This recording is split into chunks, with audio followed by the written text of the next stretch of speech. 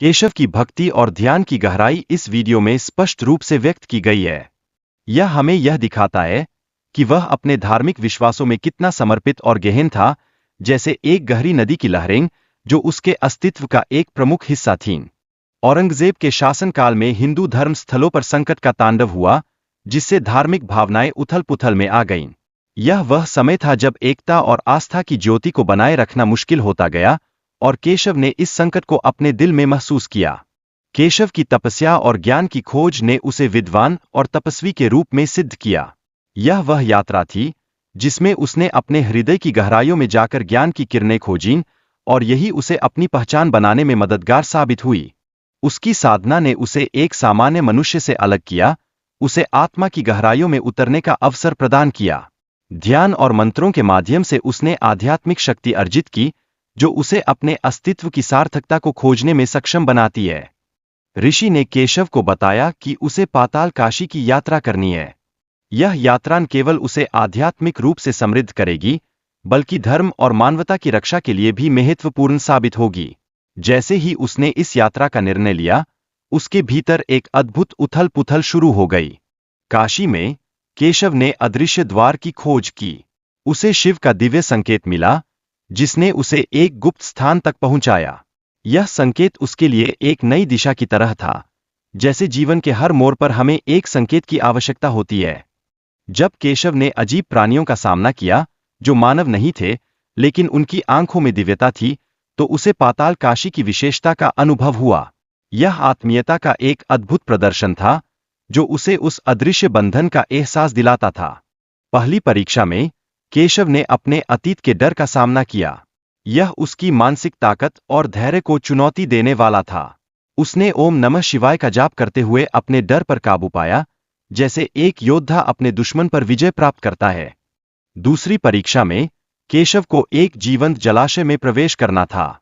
यह जलाशय उसकी हृदय और मन की पवित्रता की जांच करता था, और यह उसकी आत्मा की गहराई का परीक्षण करने वाला एक निर्णायक क्षण था।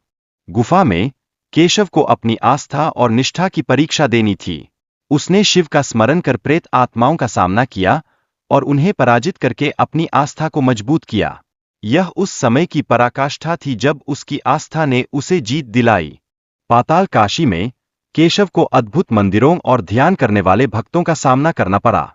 जैसे ही वह वहां पहुंचा, उसने अपनी आंतरिक ऊर्जा और प्रेरणा को महसूस किया, जिसने उसे एक नई शक्ति से भर दिया। ध्यान के दौरान केशव ने एक दिव्य प्रेरणा प्राप्त की और अनादि काव्य नामक ग्रंथ लिखना शुरू किया।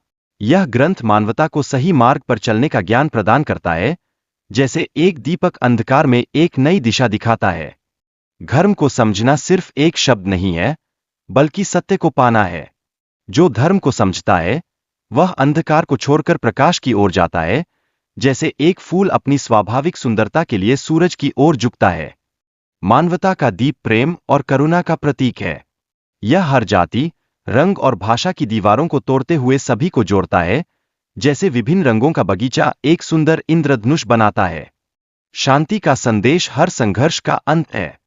जहां शांति है, वहां प्रेम का वास होता है और बैर का कोई स्थान नहीं होता।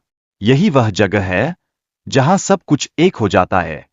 प्रकृति ने मानव को जीवन दिया है, और इसके प्रति कृतज्ञता व्यक्त करना आवश्यक है।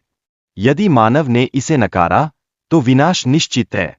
इसलिए हमें धरती के प्रति अपनी जिम्मेदारी को समझना होगा। धर्म केवल पूजा नहीं है, बल्कि मानवता के प्रति करुणा और न्याय का पालन करना है।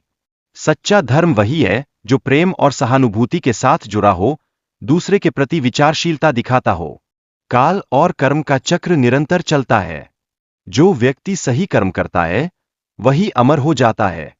यह प्रेरणा हमें हर पल का सही उपयोग करने की याद दिलाती है, जैसे एक नदी अपने प्रवाह को सही दिशा में रखती है। ज्ञान की राह पर चलने के लिए मोह, लोभ और अहंकार को छोड़ना होगा। सत्य की खोज में आत्मा को अपनी असली शक्ति पहचाननी होगी, जैसे एक चिड़िया अपने पंखों को फैलाकर उड़ान भरती है। सत्य केवल बाहरी वस्तु नहीं है, यह हमारे भीतर का एक अनमोल रत्न है। इसे जानने के लिए साधना और ध्यान की आवश्यकता होती है, जैसे सच्चे प्रेम की पहचान के लिए समझ की दरकार होती है। अनादि काव्य मानवता के मार्गदर्शन के लिए एक महत्वपूर्ण ग्रंथ है। यह हमें प्रेम, करुणा और त्याग के मार्ग पर चलने के लिए प्रेरित करता है, जैसे एक सच्चे गुरु का उपदेश हमें मार्ग दिखाता है।